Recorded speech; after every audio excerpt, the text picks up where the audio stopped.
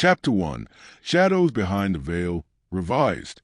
The kingdom of Esura woke to the cries of market sellers and the sweet haze of incense haunting its narrow, sun-warmed streets. Hey! Stories clung to every stone, echoes of lovers' promises and the warnings of elders, tangled in the air like ribbons. But none in the kingdom, not even the most stooped old woman or the slyest city boy, suspected that the greatest tale unfolding was just beginning, woven in the forbidden spaces between strangers and secrets. Festival of New Light.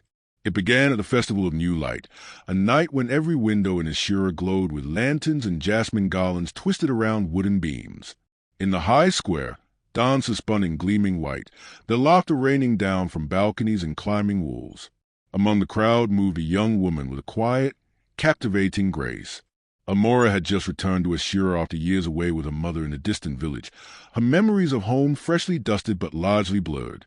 The city's sounds and rituals felt familiar and foreign at once, a song she almost remembered. Her skin was smooth, deep as river pebbles. Large, observant eyes peered from behind a simple silver mask. She wore a plain dress of modest cut, woven from fabrics picked up in her travels, nothing to mark her as a priest's daughter or reveal the legacy she carried in her blood. That past was a secret she wasn't yet ready to reclaim. She moved through the crowd with measured steps, drinking in the music and laughter, the sense of spice and garland with a cautious, bittersweet smile. Esura pulsed with belonging, yet she lingered at its edge, unsure she was truly welcome home. Unbeknownst to Amora, curious eyes watched her from the edge of the crowd. 2. First contact. Olyumide, crown prince of Esura, though dressed plainly as any young man, leaned against a pillar at the square's border, his broad shoulders shrouded in a traveling cloak. His eyes swept the bustling celebration, not with the air of allure but with restless yearning. He, too, felt the restrictions of a role he wore like heavy armor. He saw Amora almost immediately, a solitary figure who didn't rejoice like the others but seemed to move with cautious wonder, as if half present, half distant. Her unfamiliarity and quiet beauty pulled at him. He stepped forward, addressed her gently. "The festival is brighter for your presence tonight." Amora started, blinking at the sudden attention. Her voice was soft but wary. "I'm a stranger here myself. I just returned. It all feels like something out of a dream." He smiled at her candor, sensing her hesitation. Sometimes the unfamiliar reveals more truth than the world we think we know. She looked away, scanning the lantern-lit square. "Perhaps, but I don't know you." "And I don't expect you to," he answered with a slight, playful bow. "But perhaps we'll both learn something in this fleeting night." Amora's wariness softened, curiosity sparked by the stranger's gentle humor. She allowed herself to be drawn into stroll and conversation, unaware of his true status, and he enjoying the rare freedom to simply be a man. 3. Secret Garden. When the last lanterns dimmed and the city receded to quiet, Amora slipped quietly from her mother's house. Her heart beat wild but certain. The garden beyond the old city wall, a forgotten childhood sanctuary, seemed to beckon, promising solace. She found Olyumide waiting there beneath a fig tree, his face unmasked and open to the shadows. "You came," he whispered, voice soft but certain. Amora nodded, biting her lip. "I did." He reached out, gently taking her hand, his touch warm and asking nothing. "Why trust a stranger?" he asked. She hesitated, searching his eyes. "Because sometimes a stranger is the only one who sees who you really are. Everyone else remembers the ghost you were." A smile lit his face, a mixture of relief and gentle boldness. "So what do you see in me?"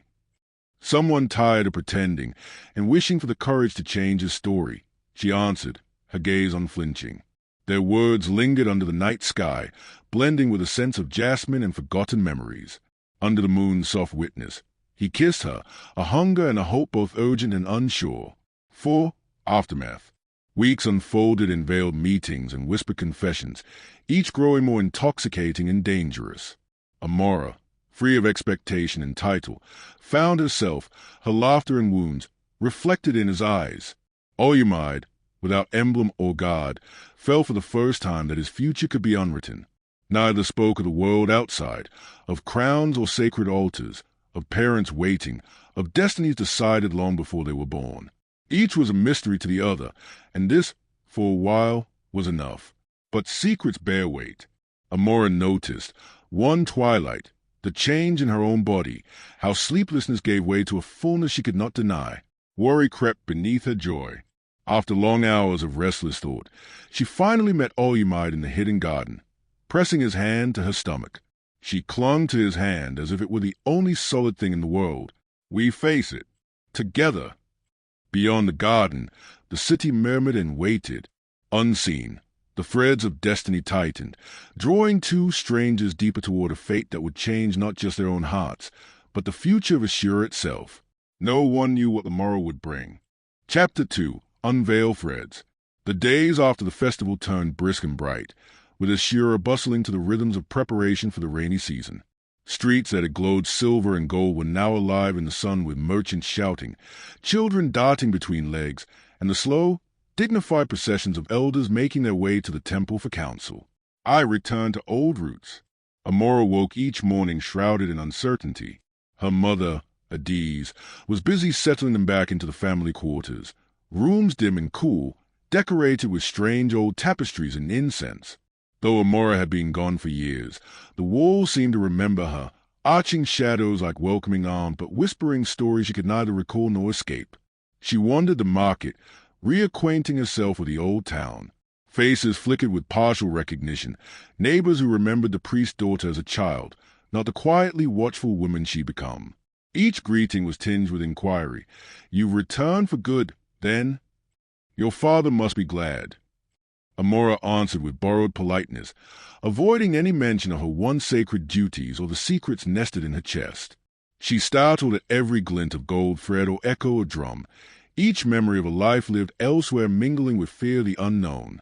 The news of her father's declining health weighed on her. The world seemed to expect her to pick up his spiritual mantle, but she wanted to remain nameless, drifting outside expectation. 2.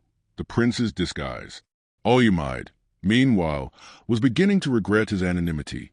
Their midnight meeting lingered in his mind, bright and dangerous. He spent the following days restlessly pacing the palace, dodging stewards and counselors. King Ediwale, his father, was ailing. The pressure on the prince was tightening. Every day, his presence was expected at councils, heard, not questioned. His mother, Queen Tola, watched him with a steely warmth, all-knowing, never indulgent. Still, each evening Olyumide slipped from palace, dressed in plain linen, his golden sash covered, to walk Esura's winding lanes. Sometimes he glimpsed Amora, her soft stride, the way she held herself apart, tracing the border between outsider and homecomer.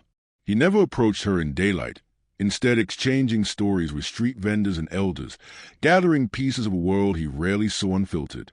He longed to see her again under the forgiving gaze of the moon. Free, kindred spirits. A week passed before fate delivered them into conversation again. Amora, returning from the dyer's store with a basket of yams, almost collided with Olyumide emerging from a side alley. He caught the basket as it fell, their hands brushing, an electric jolt beneath the sun. "You," she breathed, shy surprise lighting her features. "From the festival." Olyumide grinned, offering a dramatic bow that made a passing child giggle. "I hoped I'd see you again, though I admit Esura is smaller at night." She flushed, uncertain, but didn't step away. "I'm still finding my way. My mother says every stone here remembers me, but I feel like a ghost in daylight." "Ghost or not, you're more alive than anyone else I've met," he replied, and immediately felt the sting of his words' intensity. "Oh?" She laughed softly, unsure whether to trust the compliment. "Are you always so free with your speech?" "Only when the truth demands it," he said, more seriously, his gaze steady. Would you walk with me?" He hesitated, uncertain if the daylight presence of witnesses would make her retreat. Amora hesitated, but something in his eyes, a hint of the boy she'd met in moonlight, made her nod. They walked the marketplace together, the hustle and sights blurring around them.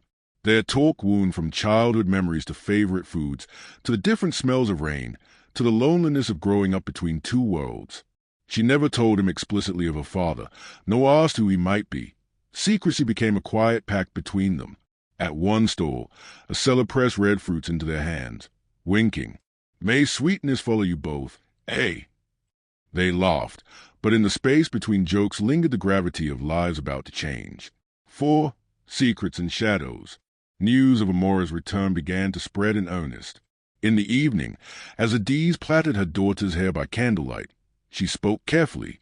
"There are rumors again," Adiz said, voice low. "The chief priest is not well. People expect you to serve, to step up." Amora's heart hammered. "But I don't know if I belong here, if I can carry what Papa does." Adiz, eyes sad but strong, took her hand. "The gods appoint who they choose. Sometimes it isn't what we want, or when we want it, but the world here remembers you. Be sure your heart does, too." Her mother's words haunted her long after the candles had guttered. Unbeknownst to both, Olimide paced the palace gardens at night, unable to shake the sense that he was falling out of time. Servants chatted about the chief priest's mysterious daughter. The world was too small. He feared their secret would not stay hidden. V palms and O's. A few nights later, Olimide arranged to meet Amora again, in the secret garden. They moved with the caution and anticipation of thieves, breathless with the fear of being seen. There, in the thicket of moonlight and honeysuckle, their defenses fell away. "You've never asked me who I am," he said quietly, after a long silence. She shrugged lightly, voice threaded with nerves. "You're not from my old life here, and you didn't ask about mine. That's enough." Something broke open between them as he kissed her, softer, deeper this time. The kind of kiss that asks questions and gives answers without words. Afterwards, lying together in the warm grass, Amora turned to him. "If I told you a secret, one that could change everything, would you run?" "Only if you told me to," he replied, brushing hair from her cheek. She shook her head. "No secret tonight. Only this. Promise me you'll tell me first, before anyone else, if you ever must go." His chest tightened, guilt already blooming for secrets held. "I promise." 6. Whispers begin. In the days that followed, whispers bloomed in the markets and behind closed doors. The chief priest's daughter was back, they said, grown into a woman, quiet, yet shadowed by her father's power. Some said she had changed, others that she were hiding. Oymide's absences from court did not go unnoticed. The queen herself questioned his new restlessness, her intuition razor-sharp. Advisers whispered a succession of the king's fading health and the prince's wandering tendencies. At the temple, old priest eyed Amora with guarded hope and wariness. The city itself seemed to tremble, waiting for revelations. As Amora and Oymide's clandestine romance deepened, so did the sense that destinies were converging, like the slow, silent gathering of cloud before the thunder. 7. The seed of fate. Amora's world balanced on the edge of possibility and dread. She felt change, her hands drifting to her stomach in idle wonder or fear. Still she said nothing, not ready to shape new life with words. That night, she crept again to the garden, waiting in silence. Oymide arrived out of breath, grabbed her hands, and looked at her as if seeing her for the first time. "I think I know who you are," he whispered, fear and unmingled in his tone. "But it doesn't matter. Not tonight." Amora placed his palm over her heart. "I'm not sure I know who I am anymore. All I know is that when you look at me, I feel like I could become anyone." They held each other, two souls caught in a storm of their own making, trembling as the first drops of fate began to fall. In a corner of Esura, the winds shifted. Above them, the stars glimmered, unconcerned, but watching. Two secrets, two hearts, two worlds about to change forever. Chapter 3. The Currents of Fate. Missteps. The rainy season came early to Esura. Thunderclouds ringed the horizon, and every afternoon brought a warm, drenching shower that sent vendors scurrying, left children shrieking in the courtyards, and rendered the back lanes slick with fragrant mud. For Amora and Oymide, the city seemed suddenly full of small obstacles, each innocent, each coincidental, yet each growing into a war. One evening, they agreed to meet in the secret garden, a ritual now as familiar as breath. Amora waited long after sunset beneath the ancient figure. Every sound made her heart leap, but Oymide never came. Unbeknownst to her, Oymide had been waylaid at the palace. A messenger had arrived unexpectedly, breathless with news. King Ediwale's health had failed in the night, and all royal children, counselors, and trusted priests had been summoned. Oyamide tried to slip away, but the corridors filled with palace guards searching for him, his mother's orders. Queen Tola wanted her first son at her side. There was no escaping her sharp eyes, no quiet permission to leave. Amora, meanwhile, paced the moonlit clearing until due soak her sandals, mind wrestling with old insecurities. Had she misremembered the place, or the night? Had Oyamide changed his mind? By midnight, she fled home with her chest burning, half with worry, half with the ache of rejection. 2. At the heart of power. At dawn, Oyamide knelt beside his father's sprawling form, alarmed at the king's labored breathing. Courtiers and physicians murmured about succession. Queen Tola moved between them with a regal calm, her gaze landing on her son with new, hungry calculation. "You must think now of your place," she whispered when they were alone, "and choose who stands with you." That very afternoon, before the king's fate was even certain, the queen summoned Oyamide to the breakfast hall, where a table was set with dripping honey, warm maize cakes, and something else, the elegant presence of Lady Isioma. Lady Isioma, fresh back from diplomatic residence in the mountains, was famed for her beauty. Skin bronze and luminous, eyes a clear onyx, laughter ringing in her voice even as she moved with calculated poise. She wore an emerald wrapper embroidered in gold, and her smile left no room for refusal. Every movement announced her noble blood and effortless charm. "Isioma has returned," Queen Tola announced lightly as she poured tea. "Her parents are eager to see her settle. As you know, she's always been fond of palace gardens." Her tone was benign but brooked no argument. "Come, Oyamide, walk with us. Remind yourself what loyalty and grace look like." Isioma's gaze flicked to him, subtle and sly. "You must show me the storied places you haunt, Prince. Perhaps we can make new stories together." Oyamide smiled thinly, trapped, free, the turning knife. Word traveled quickly in Esura. In the market that afternoon, Amora glimpsed Oyamide walking side by side with a stunning woman while the queen and a gaggle of courtiers trailed behind. Laughter sparkled between them. For a moment, they looked like a pair drawn from a folk tale, beautiful, noble, perfectly matched. The white-hot sting in Amora's chest surprised her more than the sight itself. She turned away before Oyamide saw her, bitterness swirling. Old doubts returned. Who was she, a girl half forgotten and freshly returned, to hope for a future with the crown prince? What could she offer that a noble woman could not? That evening, Amora tried to push away the images, but they haunted her, bile rising as she pictured Oyamide's easy smiles and Isioma's poised laughter. Hurrying home, she barely spoke to her mother and didn't touch her meal. For near misses and rising storms. By nightfall, Amora couldn't sleep. Driven by equal parts hurt and longing, she returned to the garden despite the rain. Steps crunched behind her. Oyamide, soaked and breathless. "I wanted to come every night. I promise you, things have changed." He started to explain his father's illness, the queen's plotting, Isioma's arrival. But Amora cut him off, voice flat with forced nonchalance. "You don't owe me excuses. I saw you today. With her, your life is here, in the sunlight. I should have known." Oyamide reached for her, his touch pleading. "Amora, she means nothing to me. I'm forced to play this role. Only you matter. I waited all night, every night you didn't come." Amora stared at the ground, anger warring with desire. "Then why does it hurt so much to see you with her? Why can't I just be someone else, someone your mother, your world, could accept with pride?" He cupped her face, forcing her to meet his eyes. "You're the only person who's ever seen me as more than the prince. You make me whole. But if we run, there's no return and no protection." Thunder boomed, breaking the moment. "Do you trust me?" he asked softly. Amora hesitated for breath, long enough that fear pricked both of them, then nodded, only a tear glinting in the stormy dark. But far above them in the queen's private study, Lady Isioma watched candlelight flicker, her lips curling. She and the queen shared a single mind. Oyamide must choose, and soon. And if Amora stood in their way, well, there were ways to remove obstacles, especially girls who didn't know their place. The web tightens.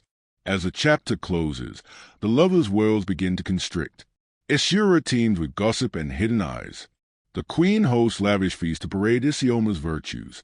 Olyumide grows increasingly restless, torn between love and duty. Amora, wiser and more wounded after her first bite of jealousy, resolves that she will not be made a fool nor yield without a fight. If love was a game of masks and storm, she was no longer content to hide in the shadows. A secret rivalry is born. The city holds its breath, and beyond the reins, destiny sharpens its knife. The currents of fate, the distance grows. 6. Walls between hearts. As the days folded into one another, the grip of duty tightened around Olyumide like a noose. The palace buzzed with urgency. His father's failing health demanded his presence at every council and prayer ritual. Queen Tala's eyes glinted with imperious expectation. The prince must choose his future wisely and quickly, and her favored Lady Isioma remained a constant shadow, ever present and patient. Each time Olyumide longed for Amora, he found himself swallowed by formalities and whispered court intrigues impossible to escape.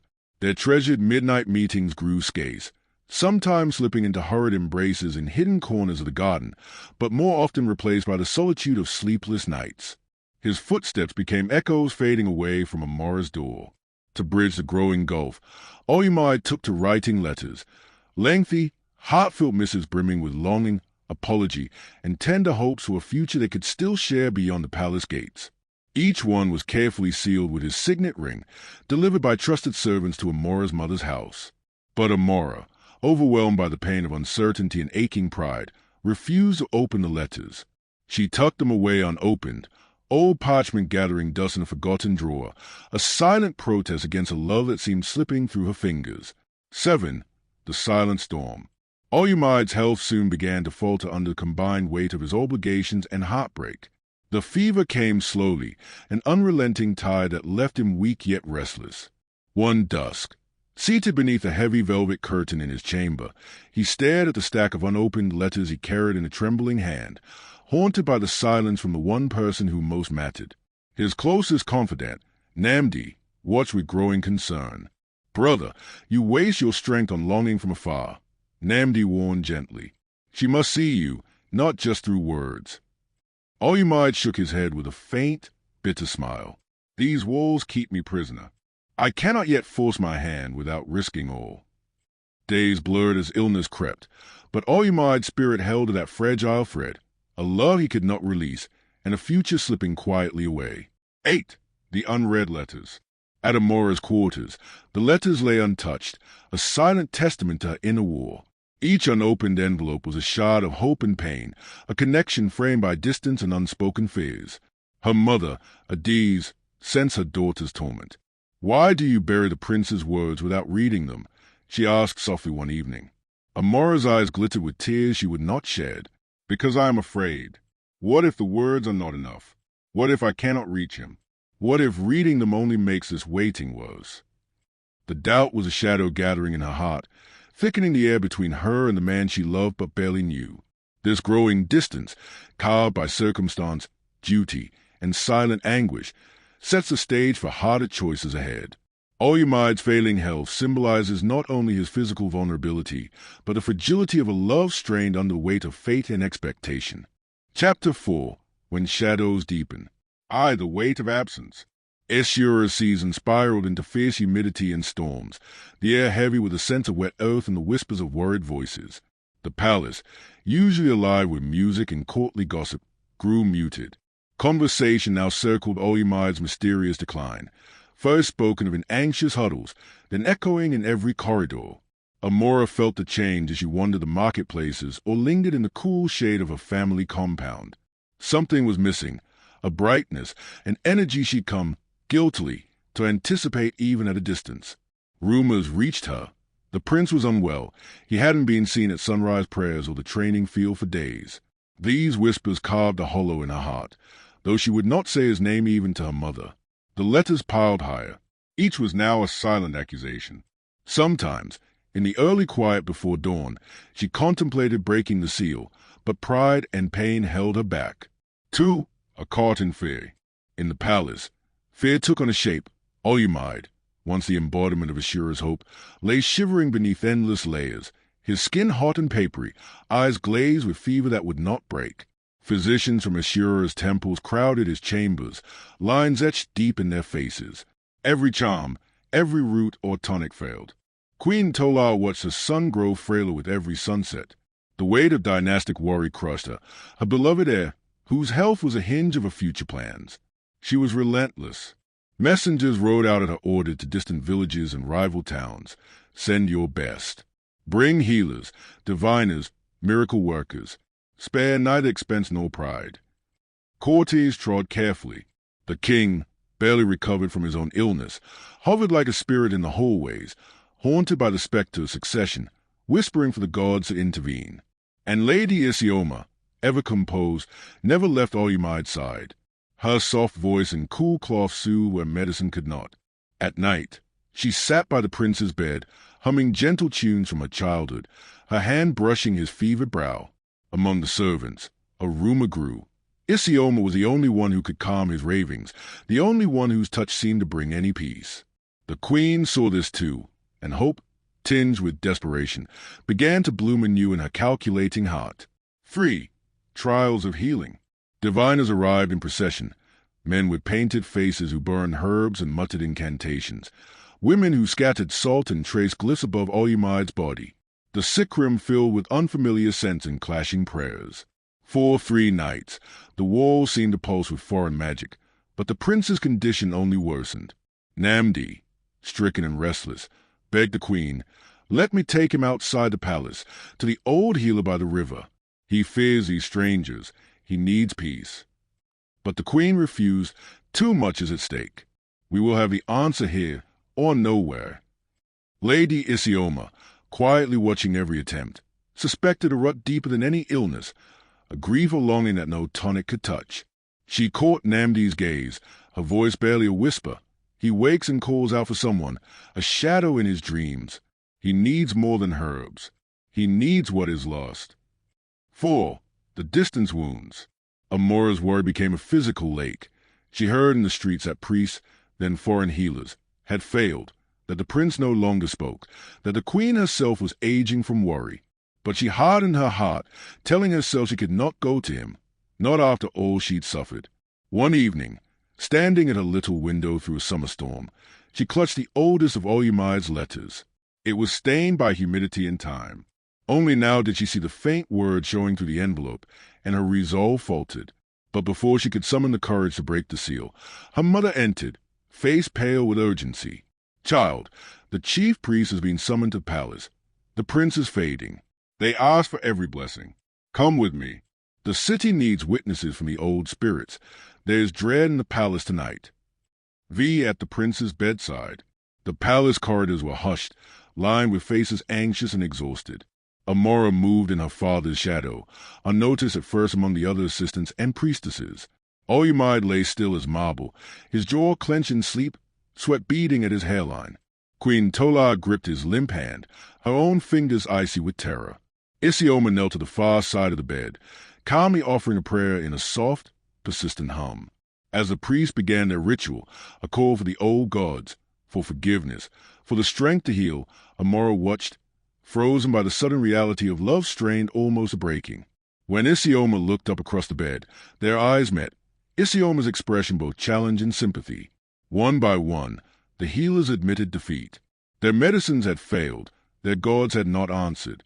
Olymide tossed in delirium, whispering words no one but Isioma, and now Amora could decipher. "Forgive me! Come back! Don't leave me alone." 6. The moment of choice.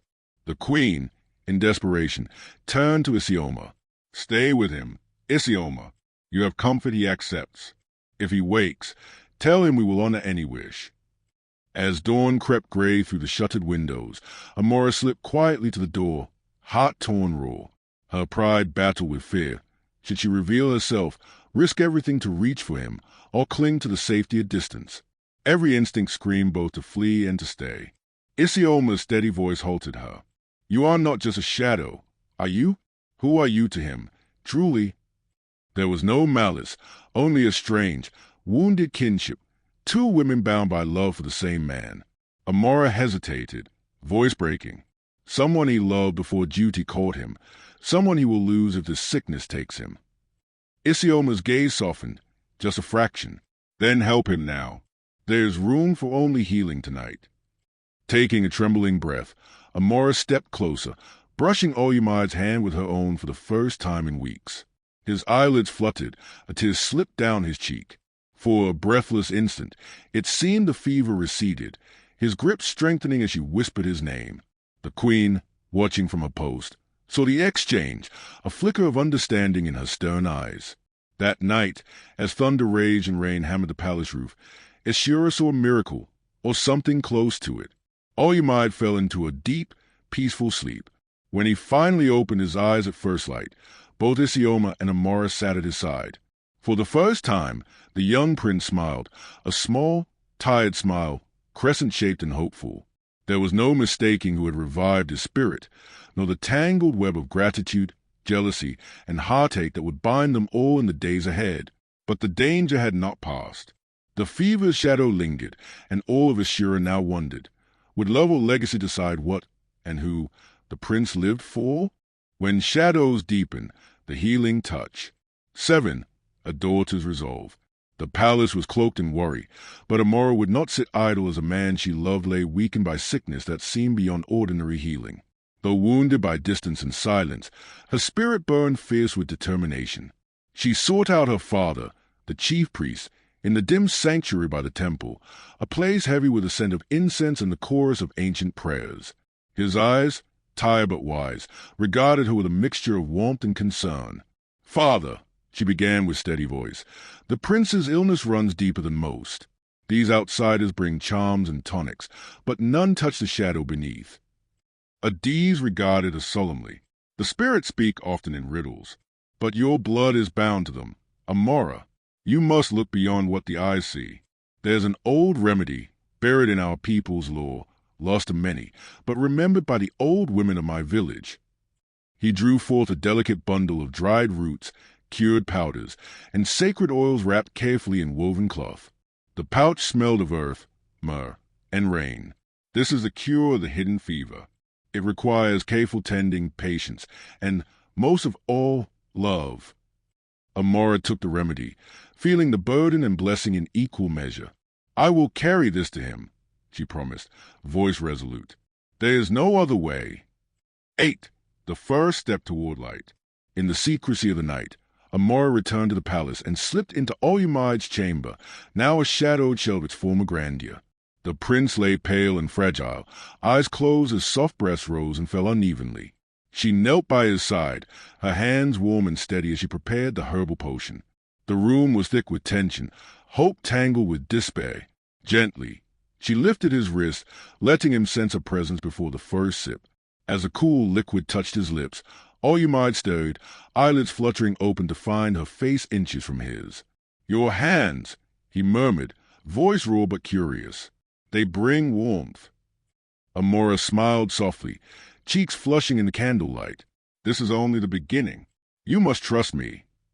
He nodded weakly, eyes holding a spark she had longed for, the first flicker of life returning. 9. A slow bloom of healing. Weeks stretched like rivers as Amora administered the remedy, gathering fresh herbs from dawn's first light, stirring potions with whispered invocations and songs taught by her mother. With every morning that Olyumide's strength grew, their connection deepened beyond healing. The quiet space by his bedside became their shared sanctuary, a world removed from the throne and courtly intrigue. One evening, the air was heavy with the scent of night-blooming flowers as Olyumide reached for Amora's hand. His touch was tentative but longing, a silent question. She met his gaze, heart racing. Slowly, naturally, he drew her close, his strength fragile but his desire undeniable. Their first night together was a delicate dance of exploration and awakening. Olyumide's lips brushed against her tears and silences. His voice, rough and sincere, whispered promises that stitched hope into the tapestry of their union. "Amora, you gave me breath when I was shadowed," he vowed as he held her beneath the moon's gentle glow. "Whatever storms come, I promise to stand with you, always." She laid her head against his chest, listening to the steady rhythm of his heartbeat, proof that life, love, and healing could intertwine, even amid the darkest trials. The dawn of tomorrow. As weeks turned to months, Olyumide's health improved, the fever's grip loosening under Amora's loving care. their nights filled with whispered dreams and deeper promises, their days a fragile dance of hope amid looming threats. Yet, as their bond grew, so did the dangers, at court and beyond. But that night of first touch and whispered vows would become the foundation, the secret fire that no shadow, no decree, could fully extinguish. They were no longer just prince and stranger. They were keepers of a fragile light, a love born in darkness but destined to blaze. Chapter 5. The Gathering Storm. Whispers in the wind. The kingdom of Esura stirred with restlessness.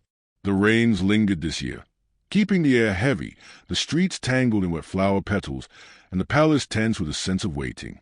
Every day, servants gossiped in low voices about the prince's remarkable recovery, speculating on the strange medicine and the mysterious, beautiful woman who visited his chambers at dusk. Some claimed she was a spirit. Others whispered the priest's daughter's name with growing certainty. Lady Isioma's composure never cracked in public, but her eyes grew sharper, her questions more probing, especially when Olyumai began to take his meals outdoors when the weather allowed, always insisting on privacy and dismissing even Isioma with a gentle firmness. She watched from afar, hands clenched at her sides. Queen Tola, meanwhile, wrestled with her own doubts. She saw the color returning to her son's face, the laughter returning to his eyes, and suspected there was a force at work beyond medicine or devotion. In the evenings, she called Isioma to her quarters. "You must keep closely by Olyumai," the queen counseled, her voice hunted and hard. "The kingdom must not be ruled by outsiders or priest spells. Let him believe you are his anchor." Isioma nodded dutifully.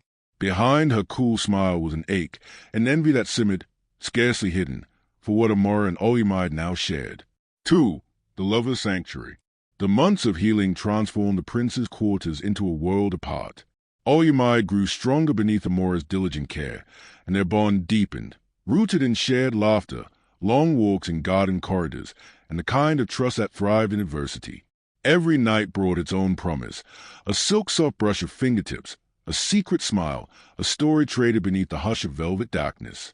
They spoke of a future, of what might be, if only courage were enough. One dusk, as lightning cracked against the horizon, Olyumai pressed Amora close, his lips at her brow. "When I was lost in shadow, it was your voice I waited for. My promise remains. Whatever games they play, whatever walls the world builds, I am yours, Amora, and you are mine. I will not let them part us."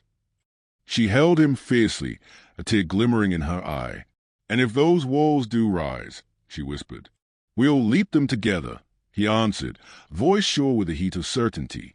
3. The web tightens. Yet, beyond their haven, the pressures of royal life crept steadily back in. The court grew impatient. Discussions of Olyumai's engagement resumed with force. Lady Isioma, emboldened by the queen, became a constant presence. She brought Olyumai gifts from the provinces, rare perfumes, books of poetry, a harp carved in ivory. She sat with him as he handled official correspondence. Even as he grew cold and distant, his answers clipped. One afternoon, as Olyumai's patience faltered, Isioma bit back tears and stood abruptly, voice low. "What magic draws you from me? I have been loyal and patient, but you no longer see me." He toned, meeting her gaze with weary sorrow. "You are strong, Isioma. You deserve more than a heart pulled elsewhere." She trembled but squared her shoulders. "You risk not just a broken heart, Olyumai. The kingdom cannot accept what you want. Ask yourself, at what cost will you pursue this?" Isioma's words echoed, but Olyumai would not be swayed. In the privacy of night, he wrote a letter, resolute, clear, intended for his mother, stating his unwillingness to wed Isioma, declaring his devotion elsewhere. But his resolve was tested when the queen herself confronted him. The conversation was fierce, voices barely contained. "You would discard all we built for a fleeting passion," the queen hissed. Olyumai replied, "It is not fleeting. She is my life." The queen's silence was thunderous. She left without another word. 4. Amora's unseen battle. While Olyumai wrestled with politics, Amora faced her own trials. Her healing duties grew. People from across Esura now sought her mixtures and blessings. Jealous whispers followed her like shadows, especially from those loyal to Isioma's noble house. Her father, now aware of the risk she courted, pulled her aside one morning. Amora, beware the power you wield. Love can cure, but it can also destroy. You must know whose secrets you keep, and whether the gods will forgive you if it all falls to ruin. Amora looked at him, no longer the child he remembered. I know the price, but no priest's blessing or curse frightens me more than the thought of losing him. Still, each day brought further rumors. At the market, she crossed paths with Isioma, whose smile was all ice. You should leave, Amora, Isioma murmured when no one else could hear. You can save yourself heartbreak. You may have healed his body, but you cannot shield him from the world or from duty. He belongs to us. Amora stiffened. And what of what he chooses? What if you're wrong? Isioma's gaze lingered, pained and bitter, before she turned and melted into the crowd. The sweetness of defiance. Through all Olyumide and Amora stole bold moments, dances in the garden during the rare dry evenings, plans whispered of running far from Esura's reach. Their love grew fierce, almost reckless, charged by months lost to longing. One evening, as stars freckled the sky, Olyumide led Amora to a hidden glade in the palace grounds, away from the eyes of gods, Isioma, or fate. There, he knelt, clasping her hands. No matter what comes, even if the world turns against us, I promise you my name, my throne, my life. Only grant me patience, Amora. Help me fight for us one more day, and then another. She pulled him upright, quiet joy shining through tears. As long as we choose each other, Olyumide, nothing is lost. Their laughter became the night's secret, their bodies entwined, a defiance forged in urgency, hunger, and hope. 6. The looming reckoning. But their secrets could not endure forever. Servants' tongues loosened. A message sent in haste was intercepted before it reached the queen. A healer jealous of Amora whispered accusations to the old priest about mixing love potions for the prince. By the last week of the season, the palace seemed as full of spies as a cortege.